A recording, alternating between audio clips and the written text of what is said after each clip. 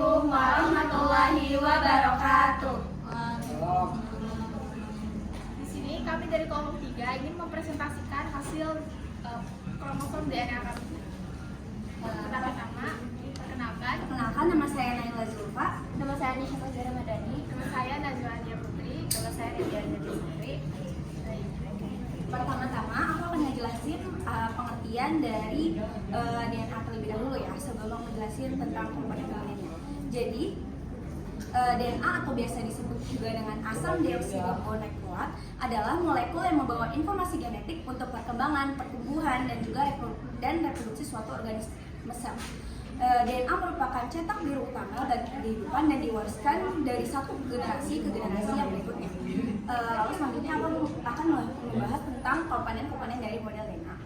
Jadi yang pertama ada basa nitrogen. Basa nitrogen itu adalah senyawa organik yang mengandung nitrogen dan memiliki sifat basa, serta merupakan bagian penting dari materi genetik sel, DNA dan juga RNA. Basa nitrogen terdiri dari dua jenis, yaitu purin dan juga purin.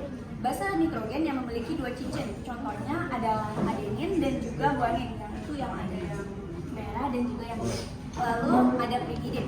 Basa nitrogen yang memiliki satu cincin, contohnya adalah sitosin dan juga timin, yang hijau dan juga yang biru. Lalu selanjutnya aku akan menjelaskan tentang gula pentosa.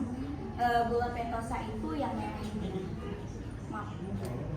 Gula pentosa adalah molekul gula yang memiliki 5 atom karbon yang saling berikatan membentuk cincin pentagonal seperti ini. Gula pentosa merupakan komponen utama nukleotida, yang yaitu unit dasar asam nukleat yang membentuk DNA dan juga RNA. Gula pentosa dalam DNA disebut dengan deoksiribosa, sedangkan dalam RNA disebut dengan ribosa. Lalu yang terakhir aku mau jelasin tentang fosfat. Fosfat itu yang ini. Fosfat adalah gugus yang terikat pada karbon 5 gula pentosa. Gula dan fosfat saling terikat membentuk rantai panjang yang spiral, dikenal sebagai double helix pada DNA. Makasih. Oke, selanjutnya karena tadi Naila udah menjelaskan tentang pengertiannya, di sini saya akan menjelaskan tentang fungsi dari DNA. DNA memiliki fungsi utama untuk menyimpan dan mentransfer informasi genetik dari suatu generasi ke generasi berikutnya. DNA juga berperan dalam mengendalikan aktivasi sel serta memastikan kesinambungan informasi genetik. Berikut ada beberapa fungsi DNA. Yang pertama, menyimpan informasi genetik semua organisme kehidupan. Yang kedua, membawa materi genetik dari suatu generasi ke generasi berikutnya. Ketiga, mengendalikan aktivasi sel. Yang keempat, menjamin kesinambungan informasi genetik antar generasi. Dan yang kelima, berisi instruksi untuk perkembangan, kelangsungan hidup, dan reproduksi suatu organisme. Oke, selanjutnya kita ke replikasi sel. Apa sih replikasi sel itu? Jadi replikasi sel itu untuk penggandaan DNA menjadi lebih memperbanyak diri ya, dengan tujuan untuk menyamakan DNA dengan sel anakan dari sel indukan tersebut. Jadi mereka untuk mempunyai sifat yang sama, makanya dilakukan oleh replikasi sel.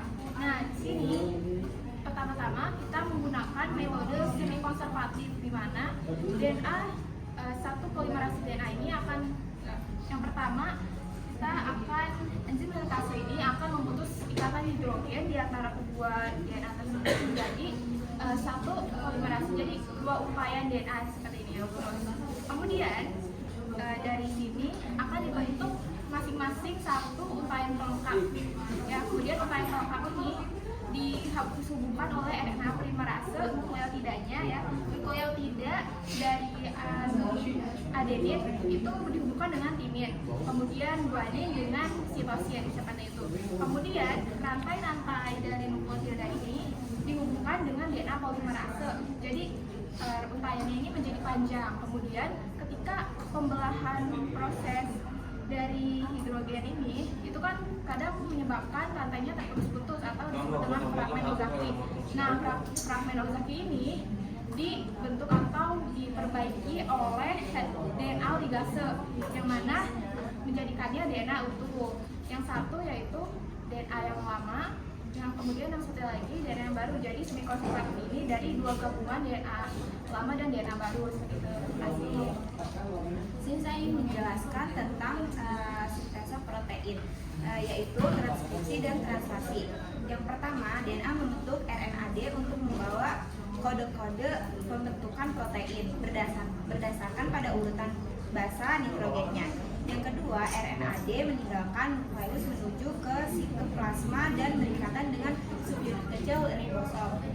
Yang ketiga, RNAT datang membawa asam amino yang sesuai dengan kodon pada RNAD.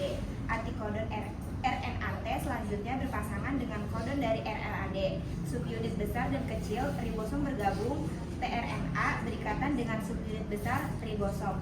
Yang keempat, subunit besar ribosom mengkatalisis proses pembentukan ikatan peptida antar asam amino.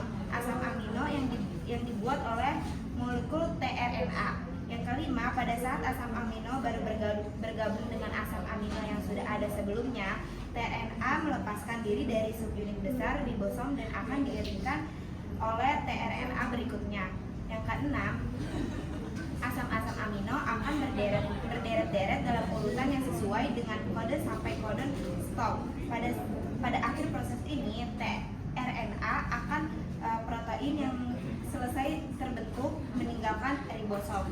Contoh sederhana, misalnya kamu punya resep untuk membuat kue coklat. Resep ini seperti DNA. Kamu menyalin resepnya ke selembar kertas.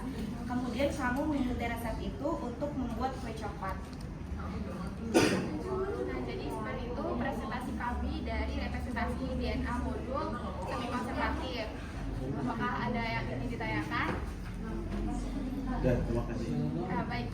Jadi sekian presentasi dari kami. Semoga dapat membanyak manfaat dan pengetahuan. Wassalamualaikum warahmatullahi wabarakatuh.